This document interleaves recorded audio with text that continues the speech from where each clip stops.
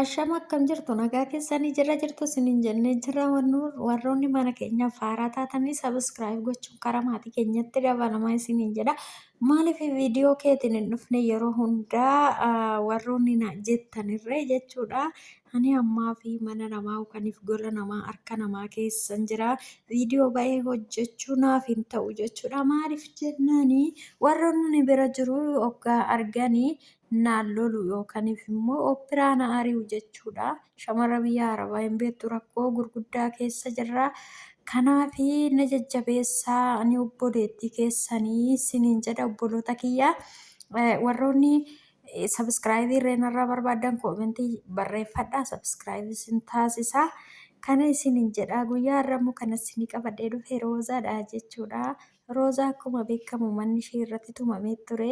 Irratti caccabee ture jechuudha. Viidiyoo tokko isin hojjadheen ture. Har'a immoo eenyu akkanarratti rukkutee na shakkee nama lama shakkee mucaa silkii naalaa fudhatee fi Mustafaa shakkee jette jechuudha.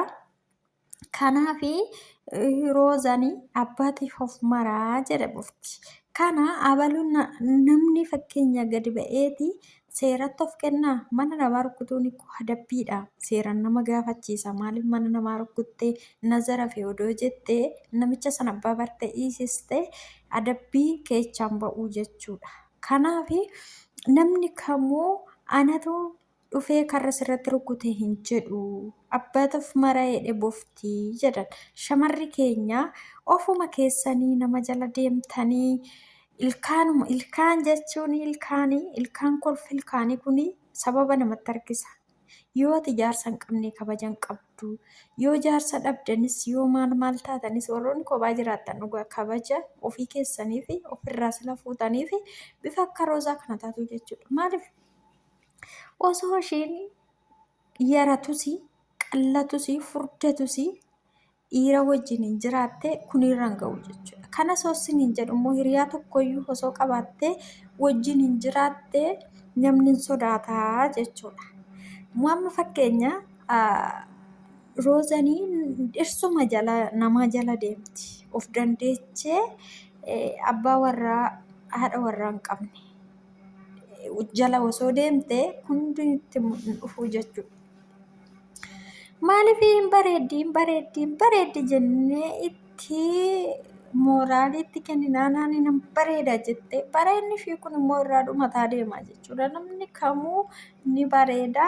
Namni kamuu ni fokkisaa jechuudha. Hundi keenya hin bareedna yeroo keenyatti jechuudha. Bareednes agarres akkaataa itti bareedinni namarraa gadi dhangala'u dhugaa rabbii jechuudha. Namni kamuu anatu sirratti rukkuteedha Mustafaa fi kanan shakkee mucaa bilbila narraa fudhatee jette Muktaar immoo piraankiin godhe malee ani wanti jaalala tokko wajjin qabnu hin jiru jette. Kana osoo roozanii saayidootti heerumtee jiraatte yeroo sanii wayi kun hundi ragaa hin ga'u. Gooddanyinatiidhaan jechuudha. Nama haadha warraa hin qabne of dandeessee nama haadha warraa qabu jala deemuun namicha dhiira jaartii qabu jala deemuun sirrii miti. Shamarran keenya namoonni haadha warraa isaatii jedheeti haadha warraa isaa gateenaa jedheeti daa'ima isaa bittinneechee na fuudhe jettanii jaarsa namaatitti heerumtanii jiraattanii dhugaa rabbii jechuudha. Soba wantuma haati warraa haati ijoollee isaa san jetteeni dhiirri itti hamana malee si wajjin dhimma hin qabu jechuudha. Ati madabbaraa yookaaniif immoo gizee masaalafaa isa jedhamu sana jechuudha. Dubartoonni shamarran namicha jaarsa qabu, namicha niitii qabu, namicha jaartii qabdutti heerumtanii sin gizee masaalafaadha yookaaniif immoo gizee dabbarama gizee isaa sinirratti dabarsaa jira jechuudha. Kanumarra fakkeenya har'a Mustafaan sin jaaladha jedheeni walitti heerumuudha kaanii jechuudha. Maaliif Mustafaa duuba immoo eenyu jira?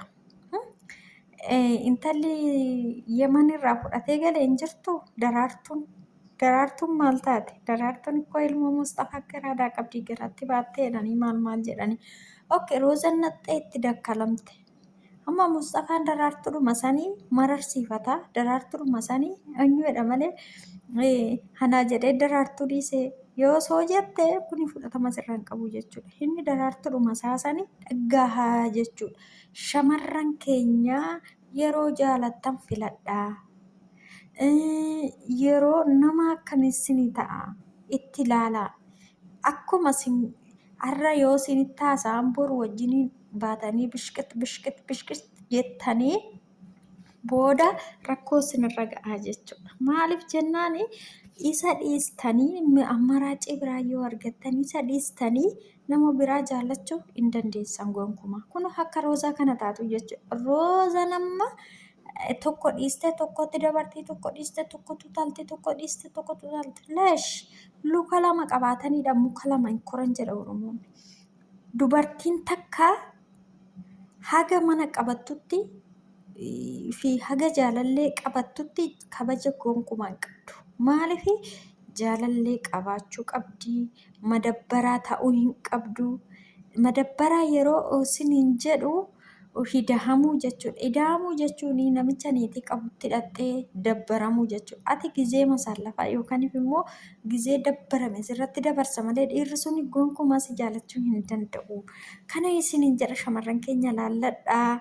Waggaa nama jaalattan nama filadhaa. Naa ta'amoo naan ta'u jedhaa itti yaada ta'u deebisaa fi malee guyyaadhuma tokko sin gaafatee yaadu guyyaa lammaffaa tole anis sin jaaladha jechuu hin qabdani jechuudha. Maaliif osuma jaalattanuu nama itti yaada bara please dhugaa shamarran keenya itti yaada jechuu baraa malee guyyuma takkaan kaatanii sin jaaladhaa siifan du'a yoo sin hin jedhe atis sin jaaladha hin jedhin daftee jechuudha. Maaliif daftee jilbiiffatinaa dhiira daftanii yoo jilbiiffattanii jireenya waan hin taane keessatti kuftu jechuudha. Mee roozaa laalaa dhugaa rabbii jechuudha. Kanaaf itti yaadaa jaaladhaa isiniin jechuun jaaladhaa.